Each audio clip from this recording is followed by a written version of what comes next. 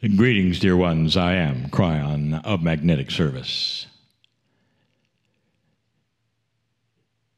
These are amazing times. The times perhaps you didn't expect. The entire thrust of this program for the last year, for this next year and beyond, is to help you through this time. And the best way to do it is that which I have developed and told my partner would be the Circle of 12. A metaphor for the structure of all things, the 12s, the beauty, the majesty of that. But the main one is to step into an area that old souls are not used to stepping into, and that is your own magnificence, your own soul. This month, we present 4 channelings, and this will be the first of the 4. And those 4 channelings are going to be called things which are hiding in plain sight. So hiding in plain sight is the title, and it's going to be a revelation of the true magnificence of every human being. The fact that they are hiding means that they are unknown to most. Something which is hiding usually means that there is an intent in the hiding, and there is. We have told you from the beginning that free choice is that which we give you to develop and find things which are hiding. That if you simply wander on this planet and look around with what people tell you, what is there, with what is presented to you in 4 dimensions, you will not see it. The ones who were the best at discovering the things that were hiding were the indigenous. They recognized right away that there was more to what was humanity themselves than what they saw. And that led them to so many things that today you are rediscovering. They discovered the things that were hiding in plain sight, including the connection to the earth, the connection to the ancestors. They knew about astronomy way before there were astronomers. They understood what was in the sky and how it moved, affected them, just like the astrologers of today. So there are many things that are hiding, and we have chosen 4 of the major ones. And the major ones that perhaps you know or you think you know. And this may be a review for the old souls, but there are so many listening to this who need to hear it. How do I begin to tell you what the first one is? And it's the greatest one. We don't save it till last. We want to reveal it on this program in all of its beauty and its glory. Because these are the things you are not told, dear ones. There is no major belief system today who will give you this statement or this information the way I am going to give you now, and that makes it controversial. What if you didn't have it right? What if all of those belief systems developed so many years ago, thousands of years ago, with all of the trappings and all of the rules? What if that was developed in an old energy because things were hiding and they didn't know any better? What if they misinterpreted some of the greatest things on the planet that were given to them, and today they're being revealed? What if you are far more magnificent than anyone ever told you? And that's the premise. There is a grander truth out there, dear ones. The biggest statement we want to give you is this: hiding in plain sight, you are a piece of God. To some, this would be blasphemous For their whole premise of their belief system is that you are nothing and you were born dirty and you don't even deserve to look on the face of God because God is so beautiful and you are not. And if you've been told that, it's tough to rewrite that story. But I'll tell you, it's just the reverse. You have a soul. You know you have a soul. Do you think God would have given you a dirty soul? Because the soul is part of God, and you have a soul. What does that tell you you are? Dear ones, you have inside you the ability to do what the masters did on this planet. It is beautiful, beyond beautiful. It is magnificent. It comes with a promise. And the promise is this, that you can perform the same things that the masters did. And then we start telling you that it comes with consciousness and intent and practice and the energy of the earth, which has shifted to allow it. That's what the Circle of 12 is all about.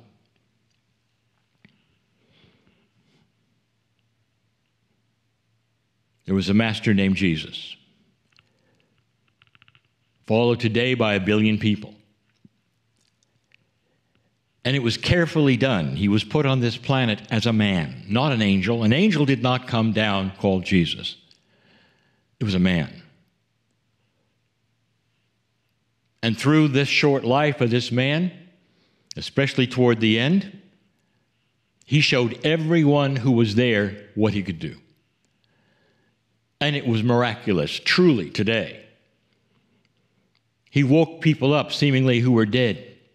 He created things out of nothing and was able to supply the fishes and the loaves and when there were none. He walked on the water. He did so many things that those who will follow him will talk to and say, you see, that's why we worship him. He didn't come to be worshiped. Dear ones, that man came to this planet to show you what you can do. He was called the Son of God, and yet he himself, in certain ways, perhaps in veiled ways, in certain metaphors, said, you're all sons of God. And that was the reason he came, to show you what you could do. And in an old energy, dear ones, he was worshipped, and then, of course, he was disposed of. That's an old energy of the planet. That's what you did with the prophets at the time, and he wasn't the only one. Now, here's what I want to tell you. Almost everything he did is being done today by other men in certain countries that the Western world is not even aware of or doesn't want to acknowledge because it's just too strange. Creating things out of nothing, yes, it's been done. Awakening those from the dead, yes, it's been done. Touching people and having them go into spontaneous remission, yes, it's being done. Creating changes in physics so you can do things even as odd as walk on the water, yes, it's been done. In this modern day, you can find it and it's there. Because that was the message of the Master. You can do these things just like I can. Because inside you, you have the creative source. That is the legacy that you come with, old soul. This entire time, from 2012 to now, has been shaped by the changes in the magnetic grid when I arrived in 1989, moving in a way so that consciousness could also start to shift and move. The relationship between consciousness and magnetics has been shown in science and proven. Therefore, consciousness is energy. And now you know, consciousness can play an important part in physics, and they're going to discover that. Already they're starting to work with that which is coherence, and that is what one human being can do with another and with groups. All of these things are starting to rewrite what you think you can do. And now some of those who come to this program as guests will start to use the same words that I have used for all these years. Look for the words, magnificent. That's who you are. It's difficult to rewrite a story, a narrative, perhaps, that you've had from birth that would say to you that you are not able to do certain things, that you're not worthy to do them. And people in high respected places, perhaps even those you love, will face off to you and look in your eyes and say, you know, don't you, that you're not worthy. And you believe them. And it's not a conspiracy to make you unworthy. It's the best they had, dear ones. It's their belief, dear ones. But what if, just what if, it's changed? And now the revelation of a grander truth, a beautiful truth, can be yours. What if the sun has come out spiritually and given you the ability to look around for yourself and say, well, maybe they got it wrong. And it's not their fault they got it wrong. And they're still getting it wrong. It's not their fault because it's their narrative and their story and what they were told and what they believe. But what if it's so much bigger than that? And in that, perhaps you don't need a system at all. In that, perhaps all you need is love and the compassion to take the hand of Spirit and say, yes, I now understand that I am part of the plan that is God, that I'm here for a reason that is far, far grander than anything anyone ever told me. And that reason is to help the planet with compassion and love. And I can do it just like the masters did it with them. And I can assemble people who want to know about it because I love them so much that they'll see that and they'll be at my feet and I can tell them about love. And some of you will. And that's why some of you are here, to emulate the masters of this planet who came here for one reason, to tell you about the love of God and show you what you could do. Hiding in plain sight is a magnificence you didn't expect. Mastery, ascension consciousness, and the beginning of the rest of this planet's energy. And that's why you're here. I am Kryon, in love with humanity. In love with humanity for what you have ahead and what you'll be doing. And so it is.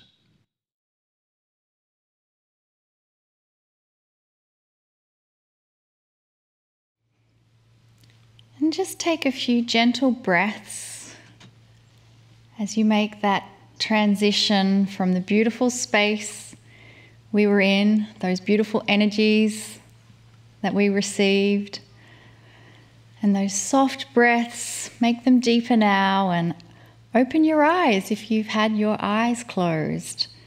And again, I invite you to bring your awareness back into your body. Bring your awareness back into the room. And Lee and I feel truly humbled by the next guest that we have spending time with us. And it's Dr. John Demartini. And I just want to make sure that John is there with us. John, are you there? I'm there. I'm here. Wonderful. Well, Lee and I want to tell everyone about you. Probably one of the most busy guests we've ever had on the show, and we're so actually really privileged to have him and to have a little bit of his time. Dr. John Demartini, a polymath and a world-renowned human behavior expert.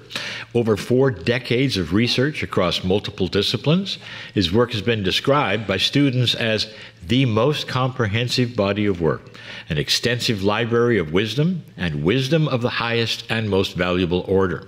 His mission and vision is to share knowledge and wisdom that empowers you to become a master of your own life and destiny. I love that part.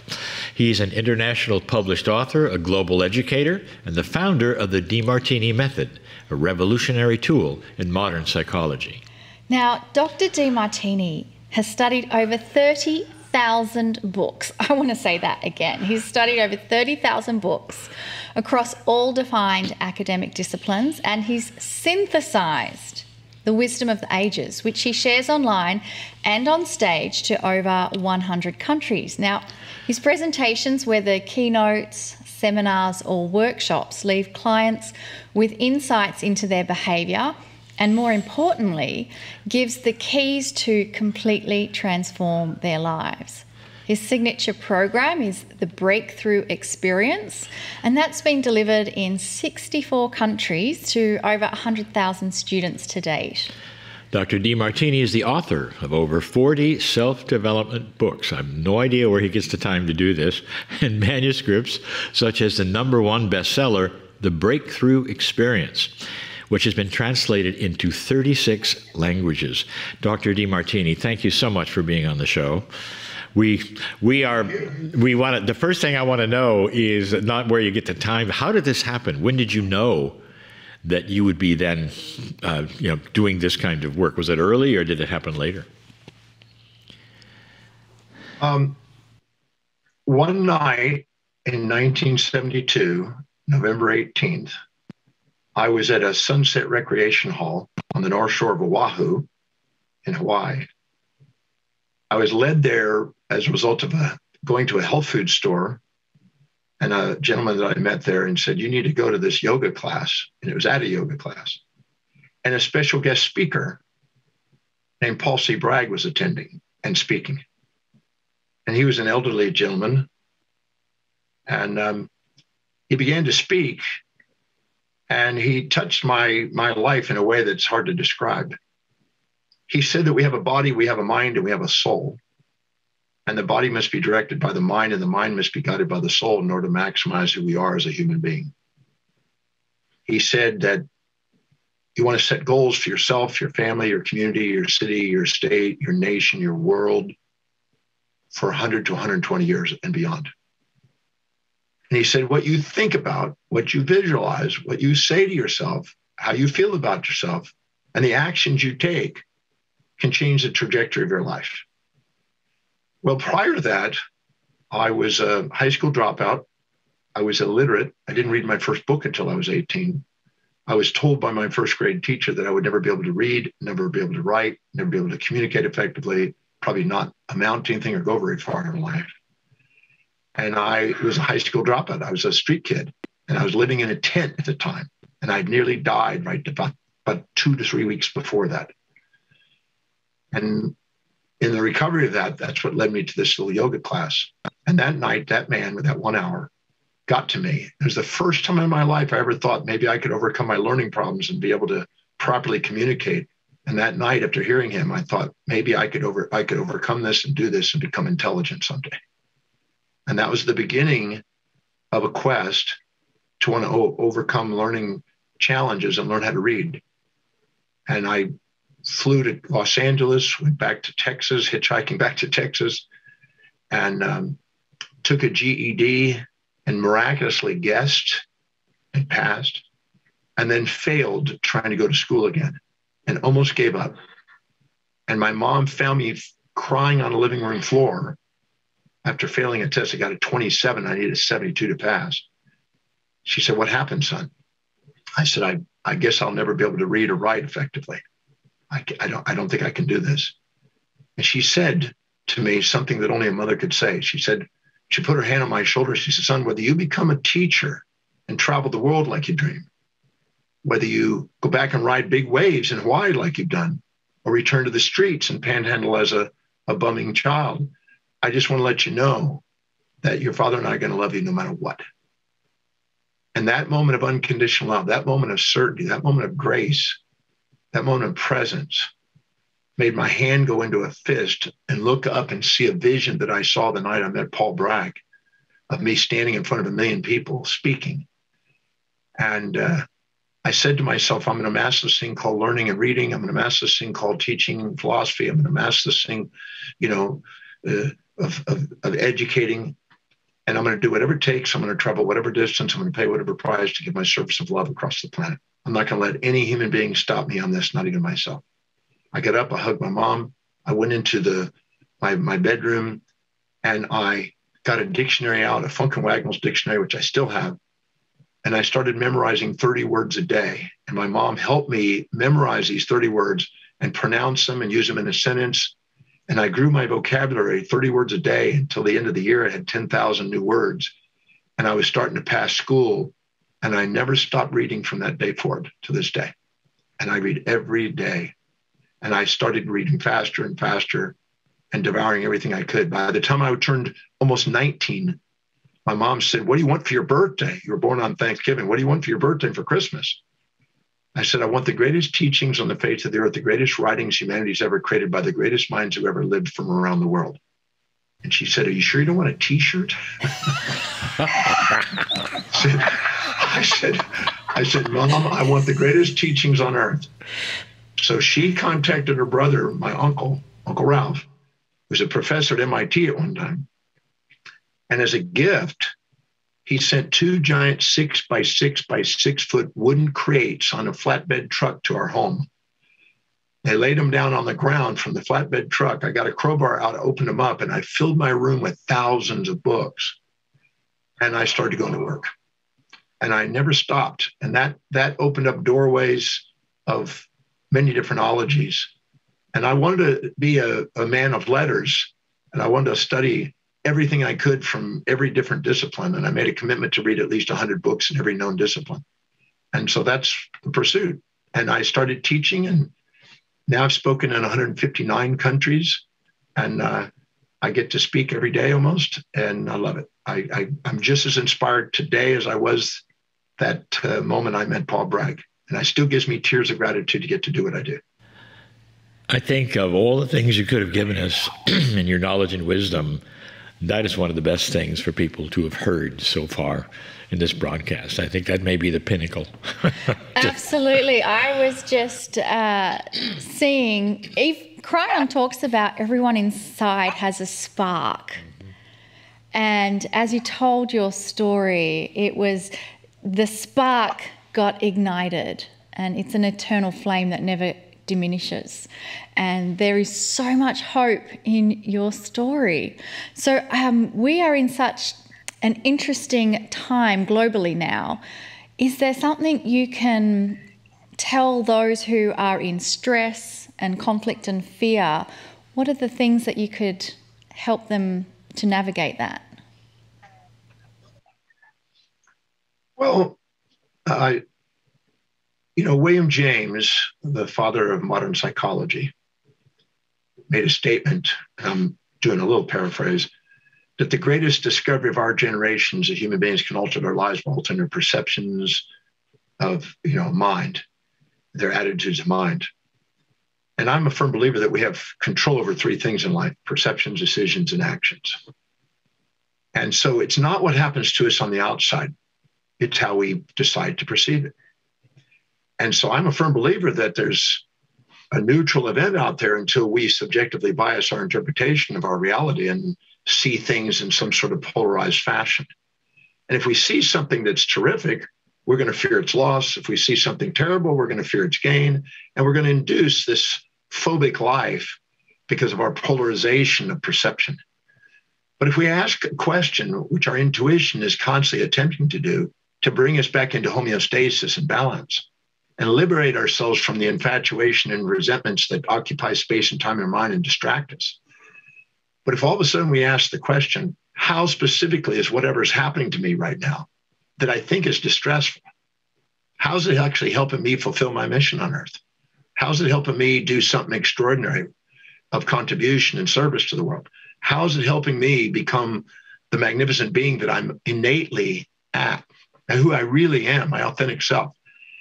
The quality of our life is based on the quality of the questions we ask. If we ask the question, how specific is it helping us get where we want to go, and not run our story as a victim of history, but allow ourselves to be a master of destiny, the world on the outside that we think is a challenge is an opportunity for us to be the magnificent being that we are actually here to shine from the inside.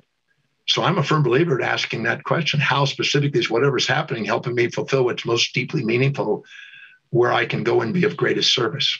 If you answer that question and don't stop and keep doing it to get tears of gratitude, your stressings will be your blessings. There are a lot of people I don't think are mature enough to actually get to that point when they're in distress to ask that question. That's a good thing to do. So how do you manage that emotion?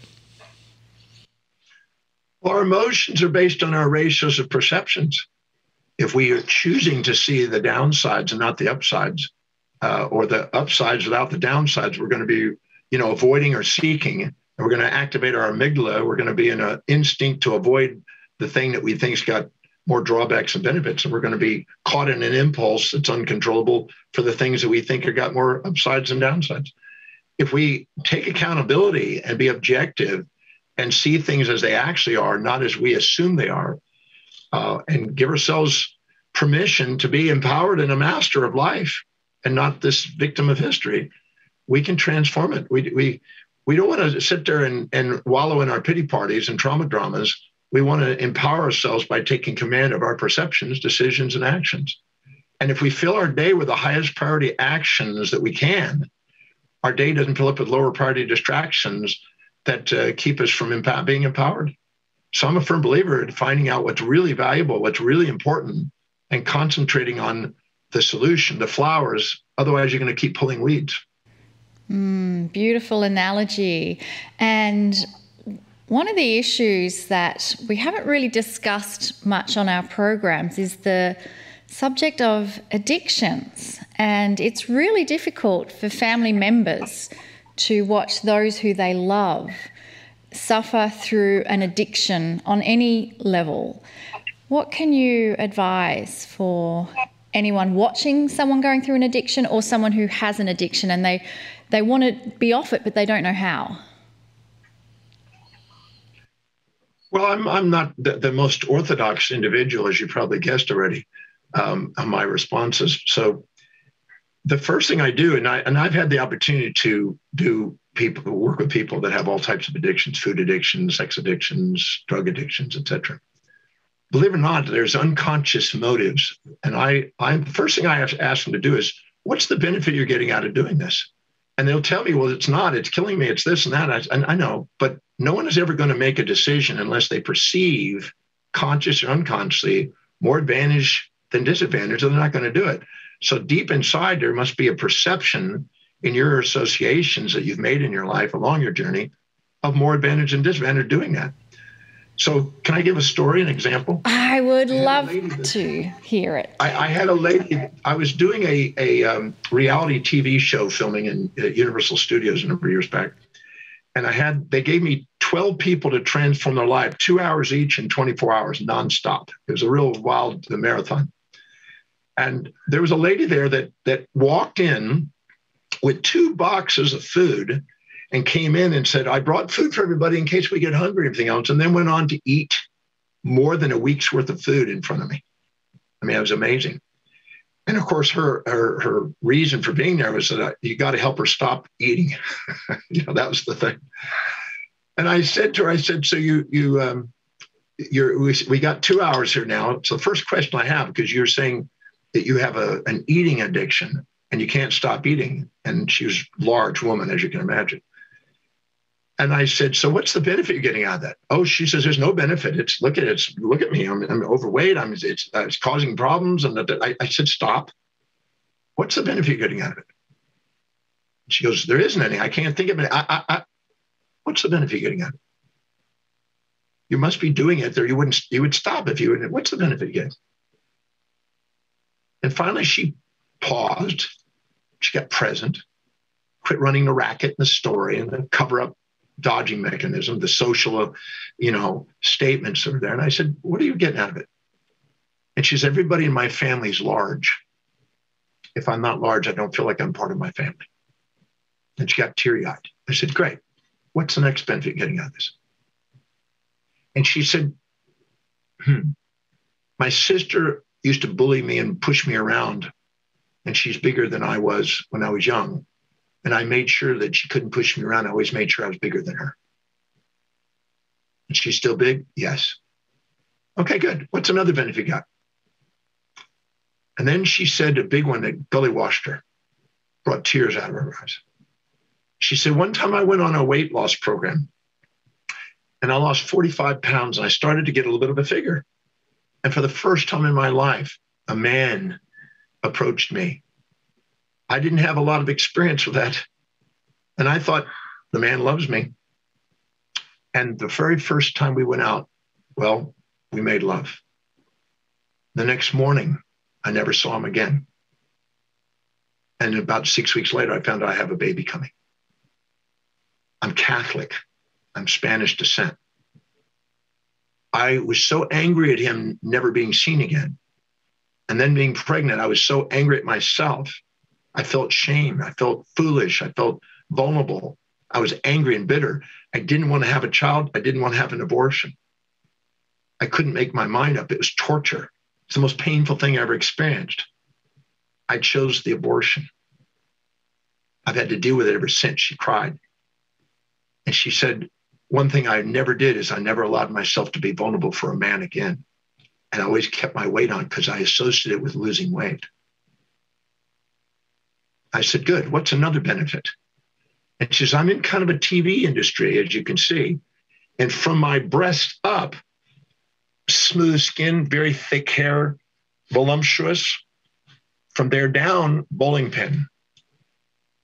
So I make sure I'm only seen from there up. And every time I've tried to lose weight, my skin sags a bit and I don't feel as well and I don't look as well. And I'm making sure that I'm keeping my skin smooth because people always compliment me on my skin. And we went down through this question and I asked her, and we got 75 unconscious benefits brought into a conscious awareness. When she got through, she said, I really don't have an intention to lose weight, do I? I said, not until we can come up with a viable alternative way of getting those same benefits with an alternative action. I mean, that's totally doable. But first, I want you to know that you're more empowered than you think. You're not this disempowered individual. You, going through your life, navigated through and strategized and found a way of getting all the things you wanted by this one thing called eating, which is actually quite an ingenious strategy, a simple process of eating that gives you some pleasure to satisfy all those concerns. So I don't want to judge you for that. I just want you to know you're empowered and you have the power to shift it now that you're aware of that. And so we started going through each one of those benefits and looking for viable alternative pathways to get those same benefits until some ideas came. And then we linked them to what was most valuable to her by asking how specific doing that's going to help you fulfill what's truly meaningful in your life. And then we turned around and de-linked the previous behavior of eating to what was most important and started to, in a sense, use the operant model of, Skinner and Pavlov to readjust her perceptions and neuroplastic pathways the way she perceived getting those outcomes in life and shifted her over a period, not just those 2 hours. I had to sit down and work with her a number of occasions to do that. But that changed her eating pattern because she had unconscious motives that she didn't realize and many addictive behaviors. I worked with a heroin addict in Los Angeles also that was a famous movie star, but was using heroin every day. But all the roles he was doing in the movie industry was always about being a stoned hippie kind of guy that looked like he was on heroin. And he made millions. And then when he got older and he stopped getting those roles, he stopped his drugs because it was a strategy to look the part, be the part, and get those opportunities because he was not even acting. He was just being stoned. So first thing I do is I try to help them understand that you're more empowered than you realize, and don't give away your power and believe it's some sort of anthropomorphic system out there that you have to subordinate to, because the real truth is you have a tremendous power inside you, but you just sometimes are not conscious of the strategies you're using. And there's nothing wrong. You don't need to say I've messed up or anything. You just need to be able to say thank you to yourself. And no matter what I've done or not done, I'm worthy of love and I have the power to transform my life. Would you say this was hooked into the values? Because I know the book, The Value Factor, is one of your biggest. Yeah, I think that every decision you make is based on what you believe will give you the greatest advantage or disadvantage to what you believe is most valuable in your life. My highest value is teaching. It's been my dream since I was 17. I'm 67 now.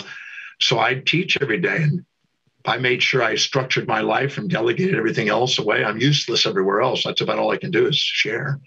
I'm pretty well useless. I mean, I haven't cooked since I was 24. I haven't driven a car in 32 years.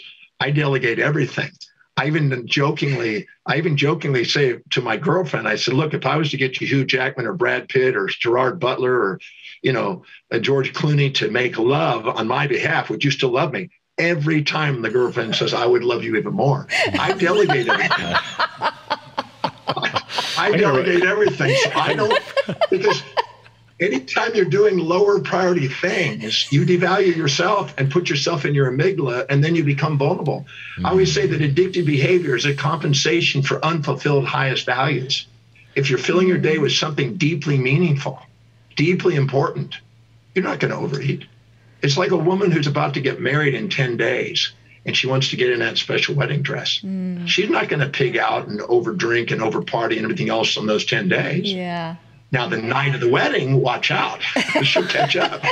And her husband better watch out, too. No, the husband better watch out, because you better shellac that and get a picture of that before it's too late. But the point is that when you have something deeply meaningful to you and you get engaged, the blood glucose and oxygen goes into the forebrain, and literally the forebrain, the executive center, the gratitude center, literally mitigates the volatilities of the impulses and instincts of the amygdala where the addictive behaviors come from. Yeah. And you're not going to have out of control behavior when you're doing something inspiring and meaningful that you feel called in your life to fulfill, that serves. Yeah. He explained me. Yeah. He just explained me so I don't go crazy. I absolutely agree with all of that. Now, there are some people I know that I don't even think they understand what values they have. It's almost like they have no value. They don't know, don't care, not interested. How does someone find their value? Well, their values, I call it the hierarchy of values, because we're making decisions based on what our values are. And if you look really carefully, your life demonstrates your values. My life demonstrates my values of teaching and researching and writing, because I do it every day, 7 days a week. And I travel all the time. So those are my values. So, I don't have a value on cooking because I haven't cooked since I was 24. So that's 43 years. So your life demonstrates what you value. If you look at how you fill your space, your personal and your intimate space is 1.5 feet, personal is about 4 feet in proxemics. And the personal and intimate space reveals what's valuable to you, because anything you keep in there is valuable, and anything that's not important, you push away. And then you look at time, you make time, find time, spend time on things that are valuable, and you run out of time and don't want to spend time on things that aren't. And then you look at where it energizes. You're energized by things that are high in your values, and you're de-energized by things that are not. And then how you spend your money. You find money, make money, spend money on things that are valuable, but you don't want to spend money on things that aren't. And then you look at where you're most organized and where you're most disciplined, and what is it you think about, visualize, an internal dialogue with yourself about how you want your life that shows evidence of coming true, not fantasies that don't show evidence, but evidence of coming true. Then you look at what you want to converse with other people about most, which is anything to do in maximizing human awareness and potential for me. And then you look at what inspires you, brings tears to your eyes, and what are the common denominators of people who inspire you.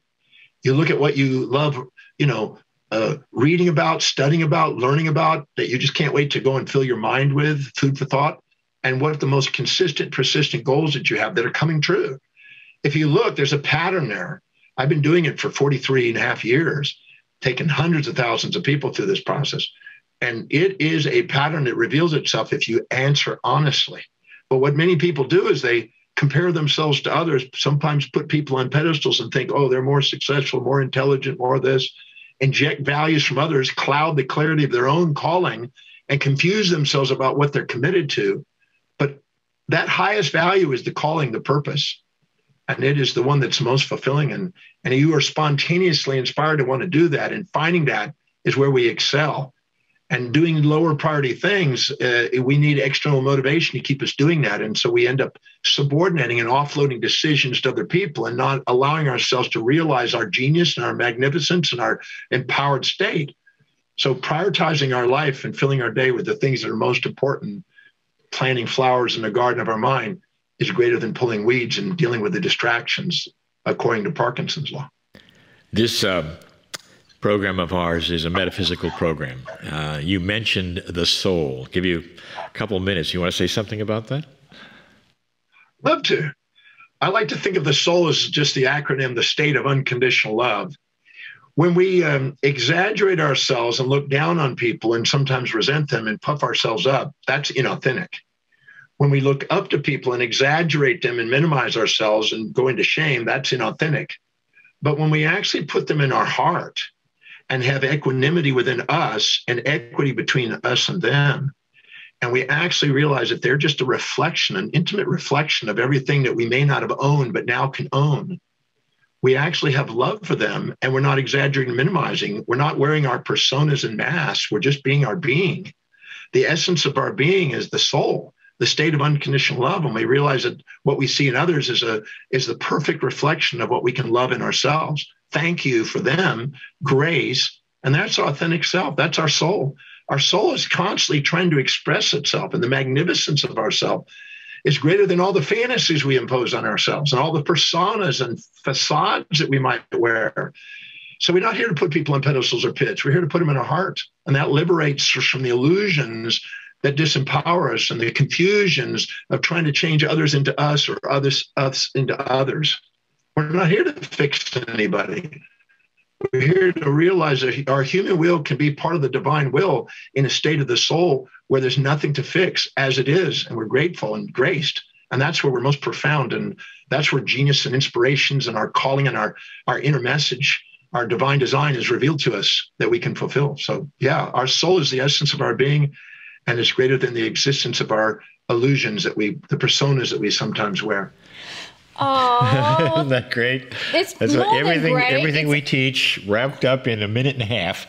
Exactly. Thank you for entering my heart. And everyone watching this, I'm sure everyone's hearts are now completely open. Yes. So delicious. That's what we're here for. So delicious.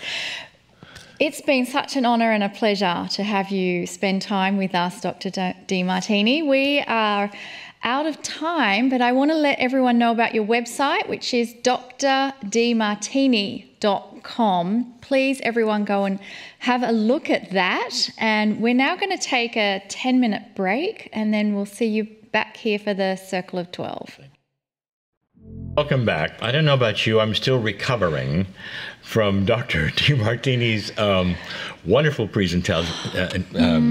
He's an intelligent, smart guy. Yes, but he's also such a beacon of hope. That story and his mum, I was melting in the chair, and how much love just exudes straight into that heart center. Oh, how amazing. When we booked him on the show and all of that, and we asked him what questions should we ask, he said, ask about anything. Yeah. Anything. And he said, I'll give you my best. And he did. Wow. Absolutely. Wow. So I hope everyone goes and follows up and has a look at his website, because just amazing. And I love how he talked about the magnificence, and that was Kryon's theme in the channel. It's true. Yeah. Amazing. He used the word. So let's focus on our magnificence as we prepare to enter the Circle of 12. And I invite you to close your beautiful, precious eyes. And you may even place your hands on your heart, that beautiful heart center. It's through our open hearts that we get to experience the connection that we're all sharing in this moment. And feel the magnificence of that connection. For some, it can be difficult for them to feel their own magnificence. So let's begin by feeling the magnificence of this open heart connection we are all sharing in this moment. Feel the wave of love that we have for each other. And where is that love generated? Where does that come from? If you can feel it, then it's being generated from you. Because inside you, just like Kryon says, is your magnificence. It's not coming from outside of you. It's being generated within you. And it's also within you that you have the ability to receive it from the magnificence of others who are sending it from within themselves. And so in this posture of beautiful magnificence, let us now welcome Kryon.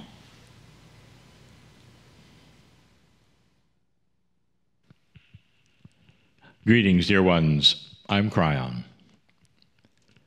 Come a little closer. Today, during the channel,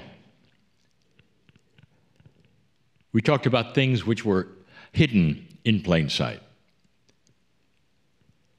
I don't know how many of you understand fully the things that are part of you. Part of you that perhaps you never thought were part of you. Things that you might be able to actually do. There has been the idea of intent being the catalyst for changing reality. Now, this is taught by many today because of that which they've discovered, even measured through what is called the field. The field is simply something that has revealed itself in these last years as a tool for you to understand that so much more is possible than you felt was. And that it could actually affect your life in a way that was positive. Dear ones, there's so much of this these days. Much is being delivered to the planet right now that will eventually manifest itself as other things hidden in plain sight. We've spoken about some of these already that might then solve some of the planet's issues that you have right now, including the issues of those who go hungry. What if they were able to grow food like they never were able to grow food before in ways they didn't understand they even could?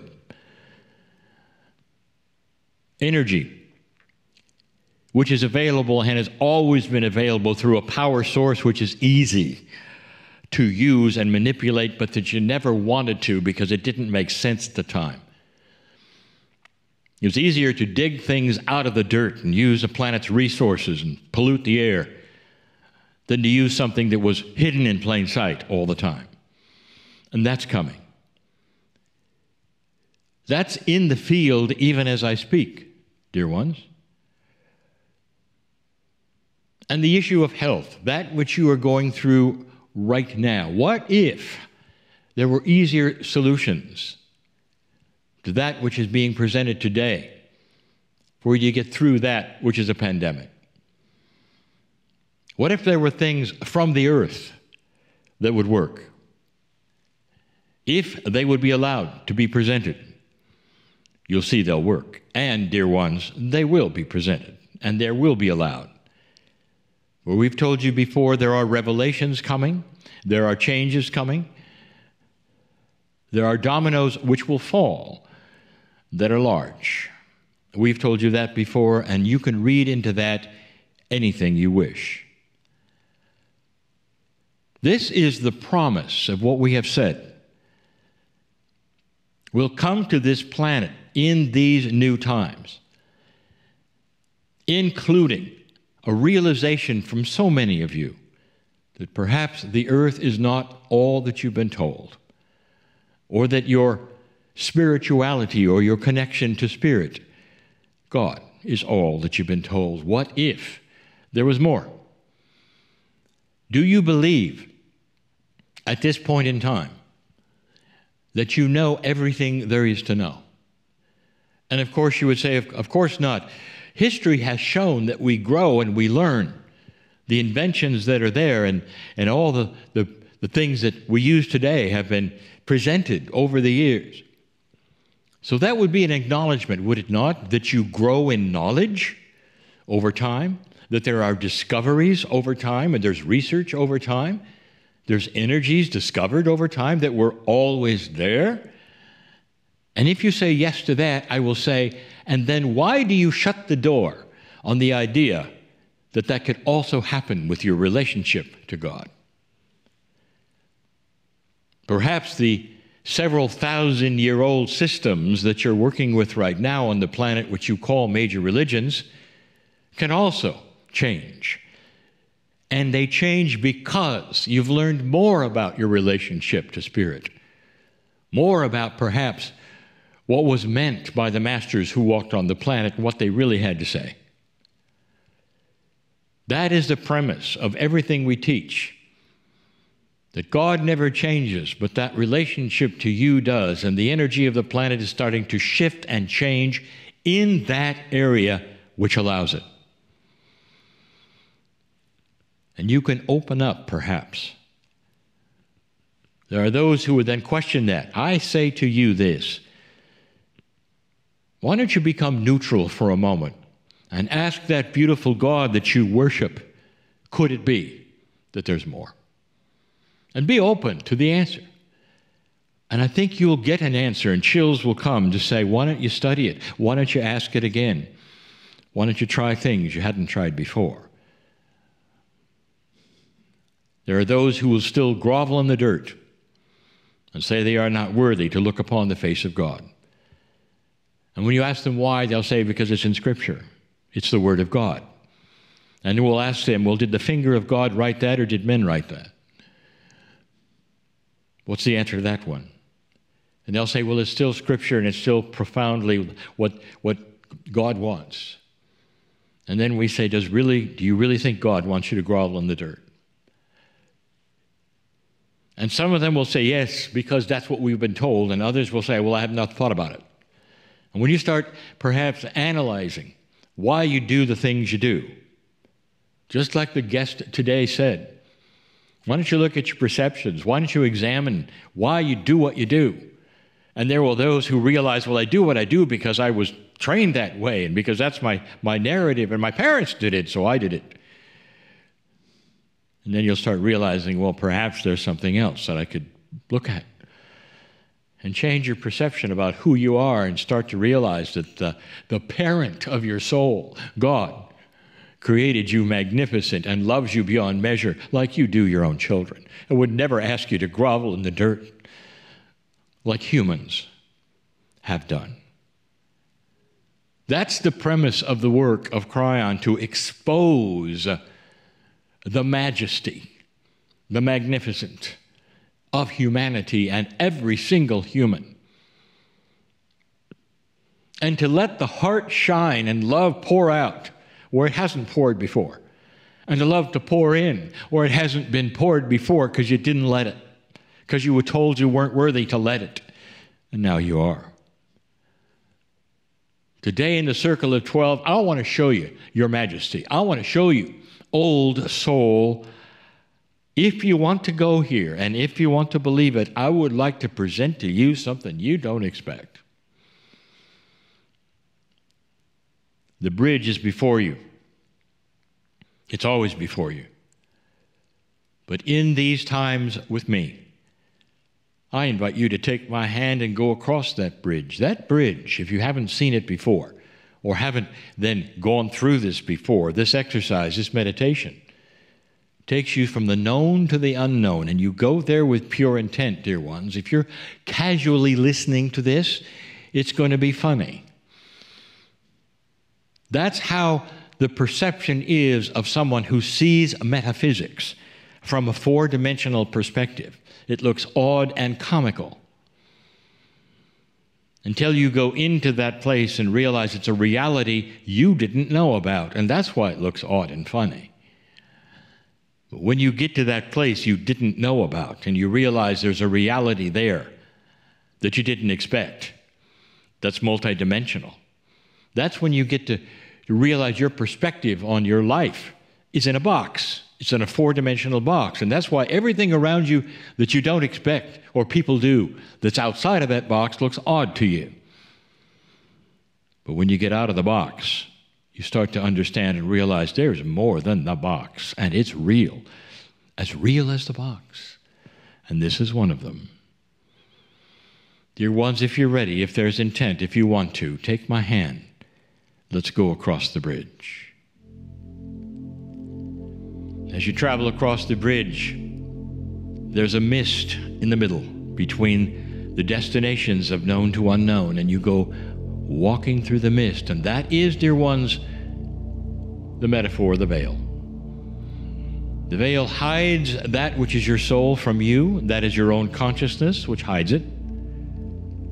And the veil is getting thinner for many as they realize that on the other side of the bridge is a reality they didn't expect.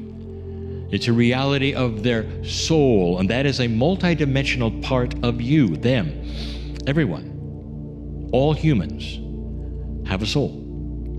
And the soul doesn't reside in heaven, and the soul resides inside the human. And the veil then separates that, which is your four dimensions, from that which is your divineness. But now we're looking into your divineness, and it's beautiful. Beautiful. Oh, if you could just sit for a moment and imagine the greatest thing you could ever see, the stars, the skies, the ability perhaps to even see that spectrum of light that can't be seen by human eyes, or hear the spectrum of sound that cannot be heard with human ears, and recognize immediately that there's music in the universe and you're hearing it so profoundly that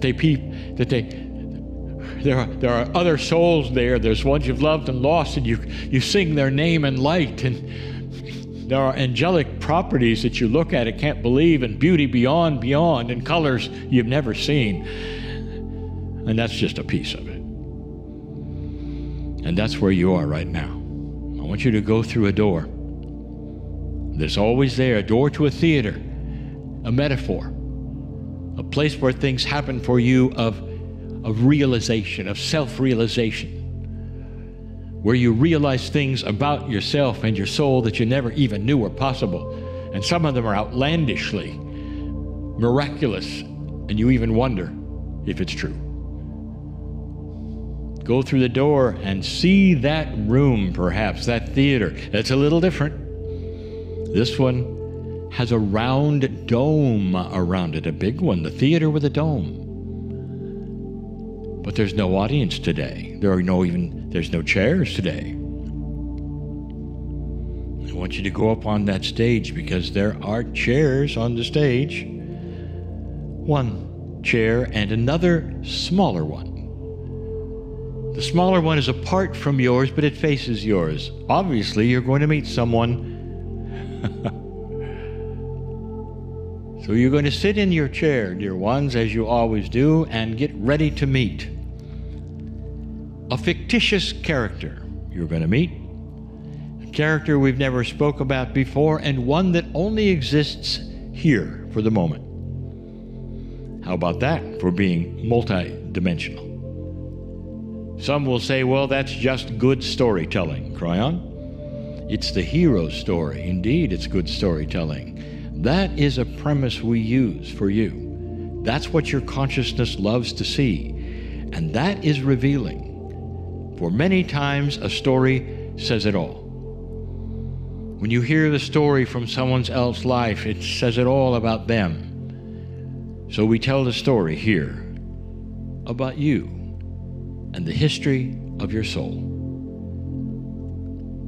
A little man, he's a man, comes up onto the stage and sits in his smaller chair. There's a metaphor, dear ones, for why he's small and why his chair is small. Perhaps you can figure it out later. Not everything is going to be revealed all the time. I would like you to meet the Star Master. The dome above this theater is a planetarium. On that dome will be projected star systems in all their four-dimensional glory and beyond. You will see time, you will see stars, you will see colors. You can zoom in to various planets as you wish, and the Star Master is going to allow all of it right now. And he's going to speak to you, and he's going to say your name, and he's going to welcome you in love. In love. And he'll tell you this: he expected you here. And he'll say, dear ones, are you ready to see your lineage, your history? And he'll invite you to look up into the ceiling of this dome as he starts to show in beautiful graphics that you can't understand how they could be so magnificent and seem so present to you. And he'll start to tell you the last planet that you lived on. And he'll show you the constellation of where you were. And then he will zoom into the planet and start the history of what you experienced there.